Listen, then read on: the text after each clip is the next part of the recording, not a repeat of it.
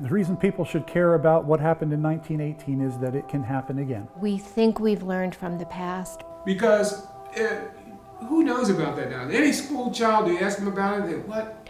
You just don't know until it's facing you. I think we forget. Over 12,000 people died in the city. You know, any adult as well. Few people really know about it unless they know about it. Because we fail to learn from history. No one on the face of the earth has seen this virus before. So now you're not talking about an epidemic, you're talking about a pandemic, which is to say a worldwide epidemic. That's what happened in 1918, 1919, when this virus swept across the world, killing 50 to 100 million people. The height of the epidemic is right after the parades, which is September 28th, but I mean, a week after that, we began to ascend to the highest point of the epidemic. After this flu sort of subsided, they had the armistice. They could either celebrate something or they could mourn, and they decided it was better to celebrate.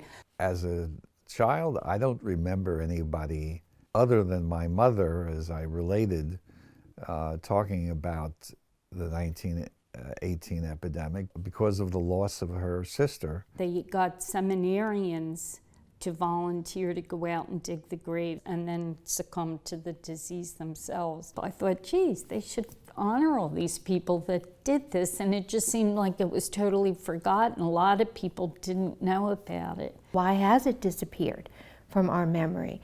And the answer I give the most salience to as a historian, as a psychiatric nurse, it was just too terrifying to remember. If we have a pandemic today, your entire life is going to be affected by it. I think there will be another pandemic.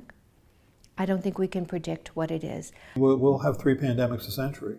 We had a pandemic in 2009. There's no reason to expect we won't continue to have pandemics. Historically, it's always been true. I have no patience with people who deny the efficacy of vaccines. It's the single most important public health intervention in our era. When I was a child, there were few vaccines, and child mortality throughout the world was much, much higher than it is today. When my parents were children in the 20s and 30s, they saw diphtheria as a common killer of teenagers. They saw polio as a common crippler. For them, getting vaccines was an easy decision. I think in many ways, vaccines have been a victim of their own success. We've eliminated not only the disease, but at some level, the memory of the disease. Unfortunately, people's memories are short, whether it's a disaster or any other phenomenon. Especially if it's a disaster, they tend not to remember it. The idea that something so random, something so unpredictable, could just hit and kill entire communities, entire families, was so terrifying to our sense of control that it just receded from memory.